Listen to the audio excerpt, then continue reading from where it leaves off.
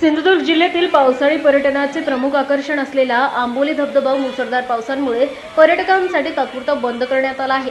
सह्याद्री पर्वतरांगमध्ये सुरू असलेल्या अतिवृष्टीमुळे धबधब्याच्या पाण्याचा प्रवाह धोकादायक पातळीवर पोहोचलेला असून पर्यटकांच्या सुरक्षेच्या दृष्टीने वन विभागाने हा निर्णय घेतला आहे। सध्या धबधब्यातून मोठ्या वेगाने पाणी वाहत असून त्यासोबत लहान मोठे दगड आणि इतर अवशेष वाहून येण्याचा धोका वाढला आहे।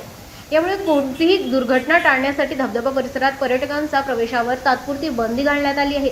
वन विभागाने पर्यटकांना प्रशासनाच्या सूचनांचे पालन करण्याचे आणि बंदी असताना धबधबा परिसरात जाण्याचा प्रयत्न करू नये असे आवाहन केले आहे।